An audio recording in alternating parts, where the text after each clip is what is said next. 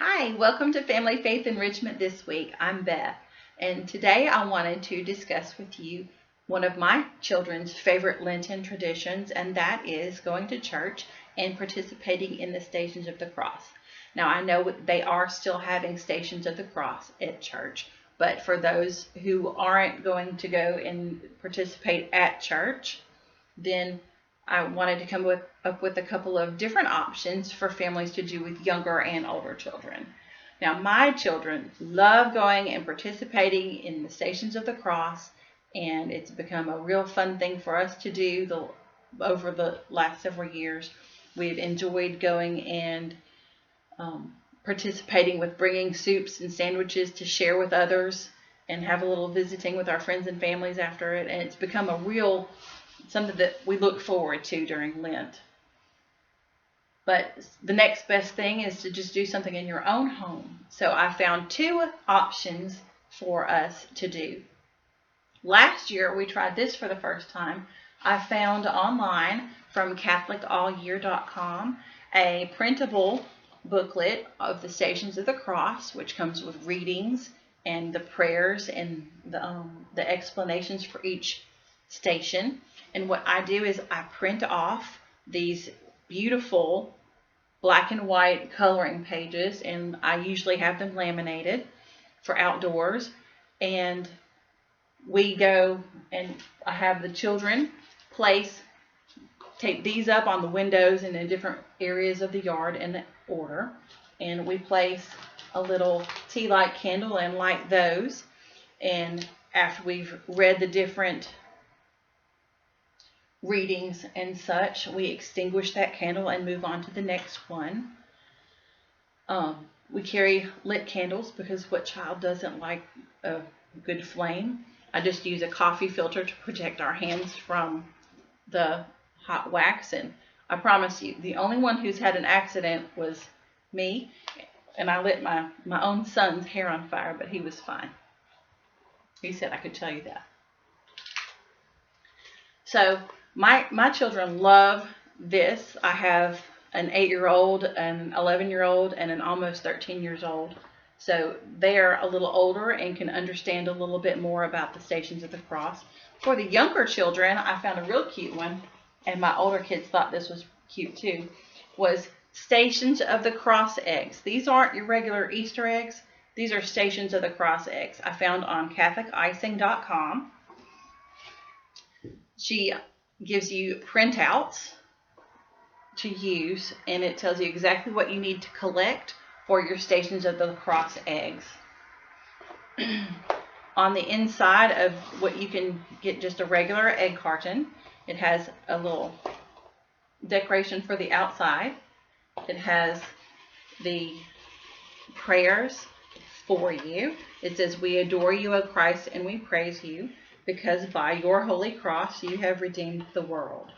And then for each station of the cross, for example, the first station is Jesus is condemned to death. It recommended that you put a little piece of string to symbolize the binding of Jesus' hands.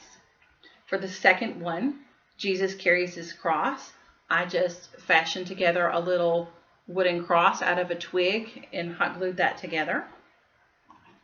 For the stations where Jesus falls, I've included a little band-aid, something easy for little ones to understand. For when Jesus meets his mother, I added a miraculous medal, which includes the picture of Mary on it. For when Simon helps carry his cross, I put a little helping hand in there to symbolize him helping out. Veronica wipes Jesus' face. I drew a little image of Jesus' face on the veil of Veronica and included that. The seventh station, Jesus falls again the second time. When Jesus meets the women of Jerusalem and they are weeping for him, he says, "Don't weep for me." He says, "Weep for yourself and for your children." So I've offered them a little tissue to dry their tears. The third fall of Jesus includes another band-aid. For when Jesus is stripped of his garments, I just made a little cloth tunic and put a little rope around the waist, as might have been worn at the time. For when Jesus is nailed to the cross, you'll have to use your best judgment for this, but I know mine would have been able to handle a little bit of I hot glued a nail onto a little piece of wood, so to symbolize that and give them a little idea of what that was about. When Jesus dies on the cross, I added a small crucifix from, I think I had this from when I was making a rosary or something. For when Jesus is taken down from the cross, I have a little picture of Michelangelo's Pieta. And when Jesus is laid in the tomb, I have a tiny stone to symbolize how the tomb was closed off. And in my version, I've added the 3 tenets of Lent, in which we are supposed to pray, fast, and give alms, like Miss Carrie talked about a couple of weeks ago. Let's see, for prayer, I added a little pocket cross coin. If I can get it out of here. A little pocket cross coin. Sometimes I used to carry this to remind me to pray extra today. I need to find a little fish to go with my fasting egg. And on this little egg, which says give alms, I've added a couple of pennies to remind us what that means, to help explain it to a younger child. Now, even this is geared toward the younger children. My older children really enjoyed going through it and touching all the items and remembering what they've learned through the Stations of the Cross. Again, it's ideal to go to church and to participate in the Stations of the Cross, but when you can't do that, it's nice to be able to have something else to do. I hope you've enjoyed listening to the different activities that you can do with your family, and they've really worked well for us at our home. So I hope maybe we'll try one of those, and I'll leave those links to those activities and resources in this description with this video.